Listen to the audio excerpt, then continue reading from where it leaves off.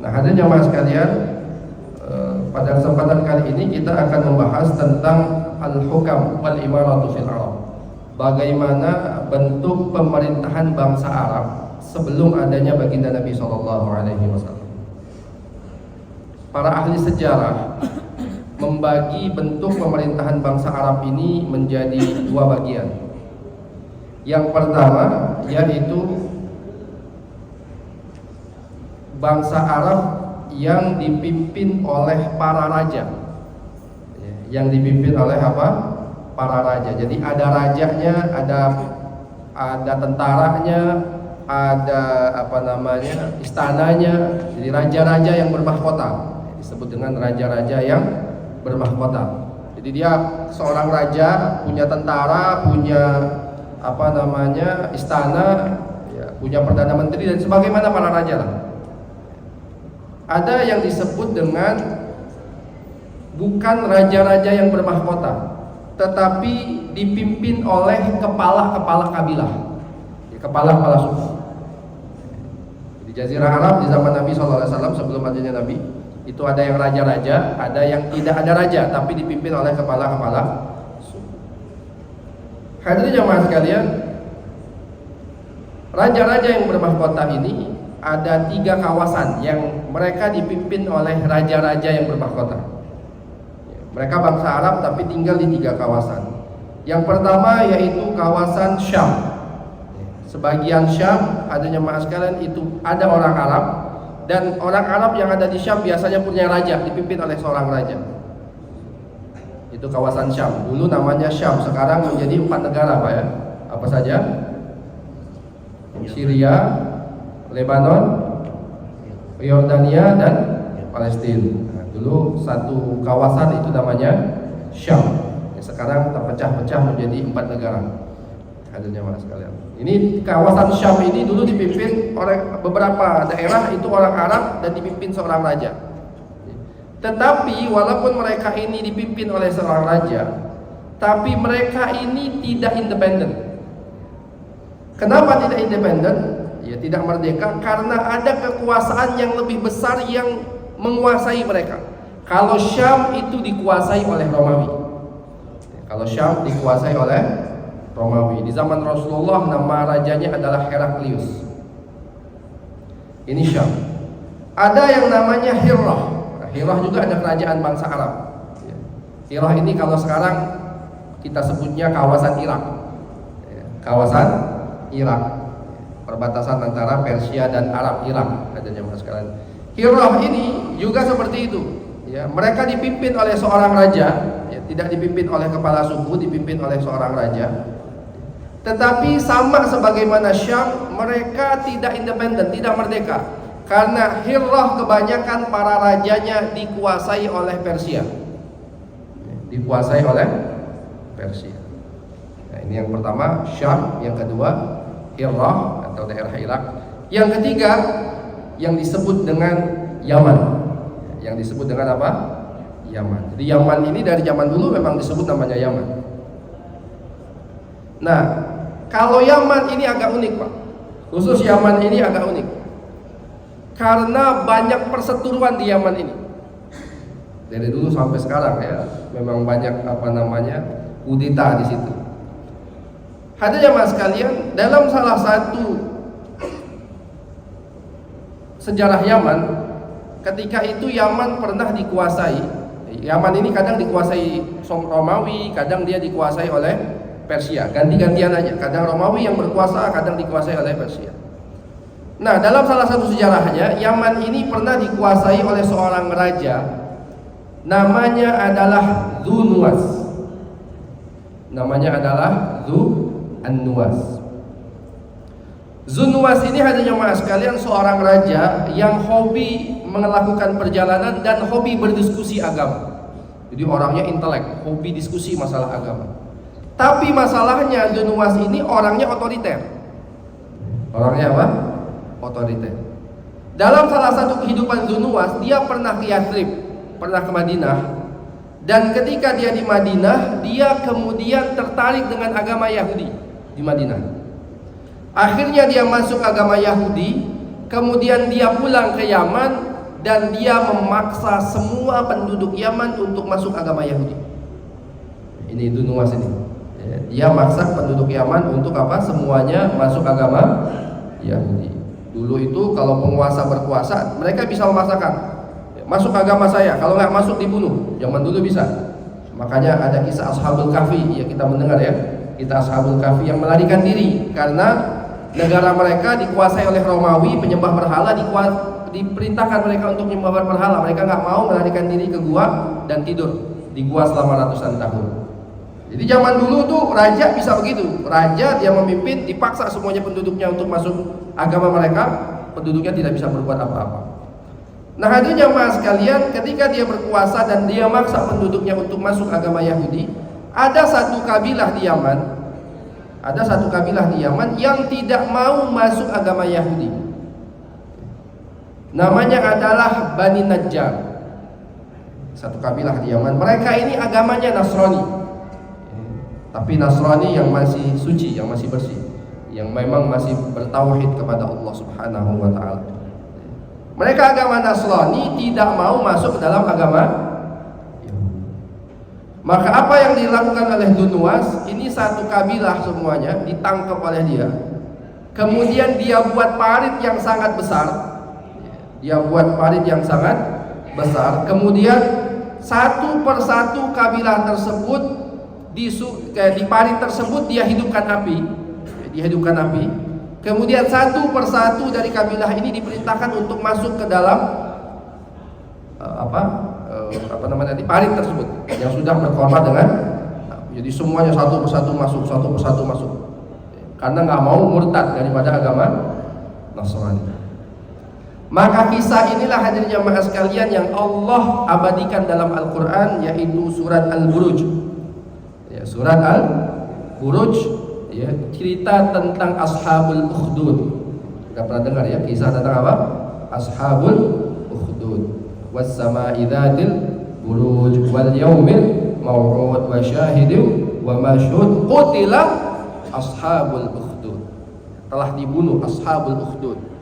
Annari dzatil waqud, ketika itu api sedang menyala. Idhum 'alaiha qu'ud, ya mereka ketika itu sedang duduk-duduk. Wahum ala ma yaf'aluna bil mu'minina syuhud. Mereka menyaksikan apa yang mereka lakukan kepada orang-orang yang beriman. Jadi salah satu riwayat mengatakan kisah Ashabul Ukhdud itu adalah tentang Dunuwas, seorang raja Yahudi yang memaksa orang agama Nasrani di Yaman ketika itu, dan kemudian mereka nggak mau murtad dan akhirnya dimasukkan ke dalam parit yang berkobar api di dalam parit tersebut. Nah, hadirin jamaah sekalian, ketika terjadi kejadian ini, ternyata ada yang berhasil selamat. Namanya seseorang namanya Dzu Sa'labah. Di sini diceritakan, tapi saya nggak baca satu-satu ya. Saya ambil intisarinya aja. Seseorang namanya Dzu Sa'labah. Dzu Sa'labah ini ketika dia melihat hadirin jamaah sekalian, kabilahnya dibunuh, maka dia melarikan diri ke Romawi. Ya, dia melarikan diri ke Romawi. Bertemu dengan Heraklius, raja Romawi ketika itu, dan dia cerita, wahai raja, kabilah kami beragama Nasrani dibunuh oleh raja Yaman namanya Dunuwas. Maka dia minta pertolongan kepada raja Romawi. Raja Romawi, karena jarak antara Romawi ke Yaman begitu jauh, maka dia minta koleganya, minta salah satu kerajaan yang dekat dari situ, yaitu seorang raja dari Habasyah. Habasyah agamanya Nasrani juga. Habasyah itu di mana, Pak? Ethiopia. Habasyah itu di Ethiopia. Kalau kita lihat di peta, ini Yaman. Yaman itu hanya dibatasi oleh Laut Merah, sampingnya itu Ethiopia atau bahasa Arabnya Habasyah. Seorang sahabat ada dari situ namanya Bilal bin Rabah Al-Habashi. Bilal bin Rabah seorang Habasyah, artinya Ethiopia, kulit hitam. Nah, hadirin jamaah sekalian, Ethiopia ketika itu agamanya Nasrani. Maka Heraklius dari Syam minta tolong sama Raja Najasyi, ya, biar dia menolong orang-orang di Yaman yang satu agama dengan dia. Maka akhirnya raja ketika itu mengutus seorang panglimanya untuk menumbangkan Dunuwas, ya, seorang raja Yaman ketika itu. Maka hadirin jamaah sekalian, pergilah panglima ini, nama panglimanya adalah Aryad. Aryan. Dia pergi dari Habasyah, nyebrang lautan menuju Yaman. Dia perangi Dzunnuwas dan akhirnya Dzunnuwas kalah, dan akhirnya Aryan menjadi pemimpin di Yaman. Aryan menjadi pemimpin di Yaman, jadi gubernur dia di Yaman, tunduk kepada kerajaan Habasyah. Hadirin jamaah sekalian, ternyata Aryan berkuasa nggak lama, tidak lama dia berkuasa. Dia kemudian dikudeta lagi oleh salah seorang panglimanya juga, namanya adalah Abraha. Namanya siapa? Abraha. Siapa Abraha, Pak? Pemimpin tentara pasukan gajah. Itu dari Yaman, tapi orang Habasyah, artinya dia tinggal di Yaman. Maka Abraha berkuasa, Aryan kalah, ya, Abraha yang berkuasa. Kemudian hadirin jamaah sekalian, Abraha ini ngelihat orang Arab dari dulu, semenjak dari zaman Ibrahim, Nabiullah Ibrahim alaihissalam, mengagungkan Ka'bah. Nabi Ibrahim, Nabi Ismail berdakwah, dakwahnya berhasil, seluruh jazirah Arab kemudian masuk Islam di zaman itu. Kemudian hadirin jamaah sekalian, dan mereka mengagungkan Ka'bah. Setiap tahun mereka pergi untuk haji, walaupun kemudian terjadi penyembahan berhala di situ, tapi masih ada peninggalan-peninggalan agama Nabi Ibrahim alaihissalam. Mereka pergi haji, mereka umroh, mereka tawaf, diagungkan Ka'bah ini sedemikian rupa oleh bangsa Arab. Maka Abraha ketika itu pengen kiblat bangsa Arab ini jangan lagi di Yaman. Dia pengen kiblat bangsa Arab ini berubah ke Yaman, bukan lagi di Mekah, tapi berubah ke Yaman, ke negeri dia di Yaman. Karena kan ketika terjadi perkumpulan banyak orang, maka di situ terjadi pasar. Ini Kementerian Perdagangan tahu ya. Kalau rame pasti pasar. TikTok kenapa banyak jualan di situ? Karena rame. Ya, orang banyak jualan di TikTok karena banyak yang menggunakan TikTok. Maka terjadi keramaian, pasti ada pasar. Mekah ramai dari dulu, banyak yang haji, banyak yang tawaf umrah, maka Mekah itu ramai. Dan terjadi transaksi banyak di situ. Makanya orang-orang Mekah banyak orang-orang kaya. Karena terjadi transaksi tersebut, hadirin jamaah sekalian. Nah, maka Abraha pengen pindahkan kiblat bangsa Arab ini jangan lagi di Mekah. Dia pengen pindahkan kiblat ini ke Ka'bah. Ke mana? Ke Yaman. Maka apa yang dilakukan oleh Abraha? Abraha buat gereja yang sangat besar. Di agamanya Nasrani, dia buat apa? Gereja yang sangat besar. Dan hadirin jamaah sekalian, bahkan gereja tersebut dilapisi dengan emas. Besar, megah, dilapisi dengan emas. Dan dia minta bangsa Arab untuk pindah, jangan lagi mereka ke Ka'bah tapi pindah ke Yaman. Maka Ka'bah ini diberi nama oleh Abraha, namanya adalah Ka'batul Yaman, Ka'bahnya Yaman. Biar apa? Biar orang-orang pindah dari Ka'bah yang ada di Mekah pindah ke Yaman. Tapi hadirin jamaah sekalian, ternyata usaha Abraha ini tidak berhasil. Orang Arab karena sudah tradisi nenek moyang mereka dari zaman Nabi Ibrahim, Nabi Ismail, tetap mengagungkan Ka'bah. Tiap tahun mereka haji, tiap tahun mereka kemudian ke Mekah untuk tawaf dan yang lainnya. Maka hadirin jamaah sekalian, tetaplah gerejanya Abraha ini tidak ada yang datang satupun. Sampai Abraha begitu marah ketika dia mendapatkan ada satu orang Badui, ada satu orang Badui yang masuk ke gerejanya Abraha, kemudian mohon maaf Pak, buang air besar di gereja tersebut. Kira-kira gimana nih? Marah nggak? Ya kita aja nih, zaman Rasulullah kan, zaman Umar ada seorang Badui masuk Masjid Nabawi ngencing. Umar langsung marah, kata Umar, ya Rasulullah biasa penggal kepala Badui. Kata Rasulullah, jangan Umar. Rasulullah tahu dia orang Badui yang nggak ngerti apa-apa, siram aja. Bersihkan najisnya, kemudian dikasih tahu Rasulullah, kalau kau mau buang kecil jangan di sini, di tempatnya, jangan sembarangan. Hadirin jamaah sekalian, ini Abraha, gereja yang sangat diagungkan, dia bangun mahal-mahal. Ternyata orang Badui datang, mohon maaf, buang air besar. Maka Abraha marah. Kata Abraha, berarti penyakitnya ini satu, bukan Ka'bah kita ini, bukan gereja yang saya buat ini, tapi penyakitnya ini satu, yaitu apa? Ka'bah yang ada di Mekah. Maka itulah Abraha membuat pasukan yang sangat besar, yang pasukan tersebut terdiri dari gajah-gajah yang sangat banyak. Pergilah dia menuju Mekah untuk apa hadirnya jamaah sekalian? Untuk menghancurkan Ka'bah. Ya, untuk menghancurkan Ka'bah. Yang kemudian hadirnya jamaah sekalian, Allah turunkan, ya, Allah turunkan burung yang kita sebut dengan burung apa? Burung ababil. Padahal namanya itu bukan burung ababil.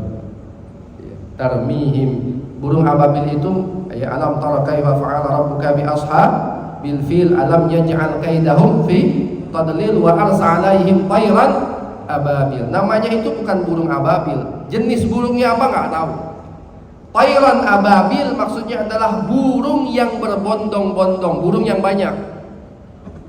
Jadi bukan jenisnya burung ababil. Saya tanya, ada yang pernah ngelihat enggak burung ababil di sini? Enggak ada juga kan. Jadi bukan burung ababil. Ababil itu maksudnya burung yang banyak. Cuman kita kadung sudah percaya dari kecil, ada burung ababil, nggak ada. Ya, nggak tahu itu namanya burung apa, tidak diriwayatkan dalam riwayat. Yang penting burung, dia jumlahnya banyak berbondong-bondong, bawa batu dari api neraka. Tarmihim bihijaratin min sijil. Ya. Sijil itu batu dari api neraka yang kalau kena ke tubuh kita, maka tubuh kita ini akan terkelupas sedikit sampai seluruh tubuh kita terkelupas kemudian mati. Faja'alahum ka'asfim ma'kul. Maka kalian melihat mereka itu seperti daun yang dimakan. Ka'asfim ma'kul. Ya, daun yang dimakan. Bapak kalau ngelihat daun dimakan oleh ulat gimana? Ada bolong-bolong kan? Nah begitulah. Kalau kena itu hancur semua. Abraha kena. Padahal udah dikit lagi Pak, itu udah mau masuk, sebentar lagi masuk dia. Ya ke mana namanya dalam kota Mekah, nggak bisa. Ya tiba-tiba onta apa namanya? Gajahnya tiba-tiba duduk semua, nggak bisa bergerak.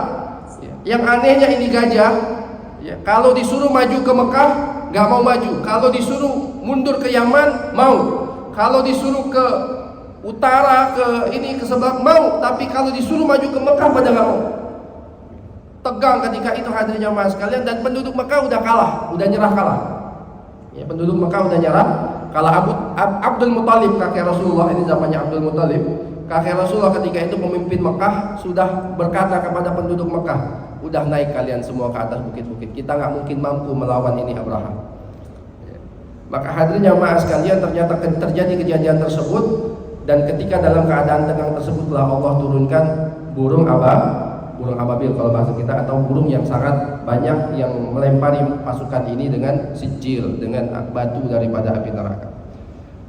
Jadi hadirin jamaah sekalian, nah setelah ini Abraha kemudian mati, dan akhirnya Yaman dikuasai kembali oleh Persia. Yaman dikuasai oleh Persia, Habasyah kemudian terusir daripada Persia, dan hadirin jamaah sekalian, nanti di zaman Rasulullah Yaman masuk Islam. Ya, di zaman Rasulullah Yaman masuk Islam. Nanti ada kisah sendiri tentang bagaimana masuk Islamnya kabilah Yaman ini, luar biasa sekali, mukjizat Rasulullah SAW.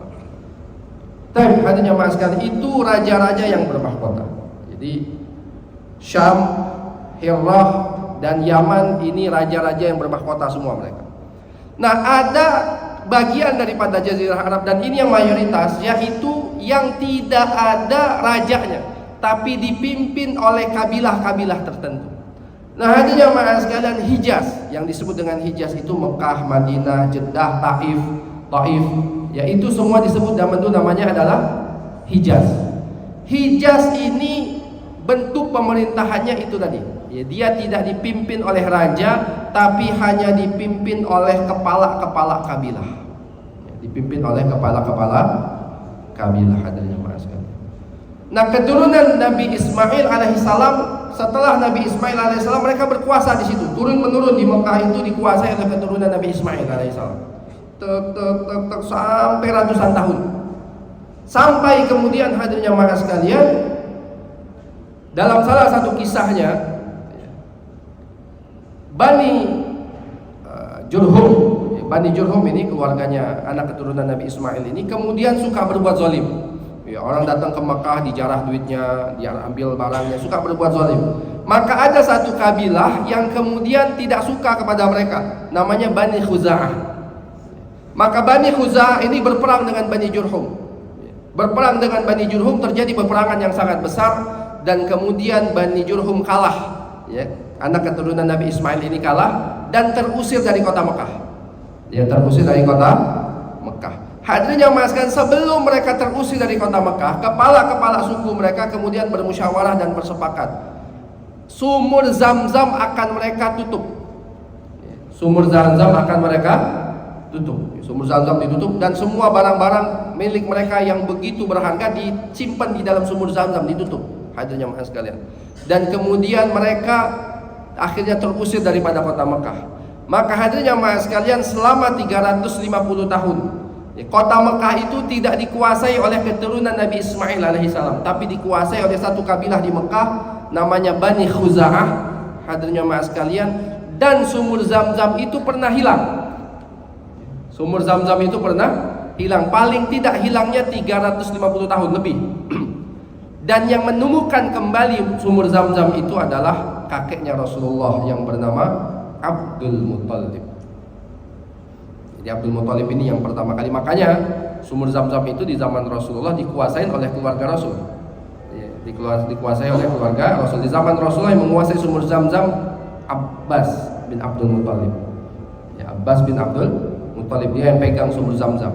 Ya, hadirnya maaf sekalian, di zaman Rasulullah SAW. Karena itu 350 tahun lebih pernah hilang. Ya, diumpetin oleh kabilah Bani Jurhum ini, hadirnya maaf sekalian. Dan kemudian mereka terusir dari kota Mekah dan dikuasai oleh Bani Khuza'ah. Sampai yang kembali dari keturunan Nabi Ismail, ya, yang berhasil kembali merebut Ka'bah atau merebut kota Mekah dan mengembalikan anak cucu Nabi Ismail kembali ke Mekah, itu seseorang namanya adalah Qusay bin Kilab. Namanya adalah Qusay ibnu Kilab. Dia yang kembali, yang mampu mengusir Bani Khuza'ah dan menguasai kota Mekah. Dan Qusay bin Kilab ini salah satu daripada keturunan Nabi Ismail alaihissalam, dan dia adalah kakek Rasulullah yang ke-6 atau ke-7. Qusay ibnu Kilab, Muhammad bin Abdullah bin Abdul Muttalib bin Hashim bin Abdi Manaf bin Qusay bin Kilab.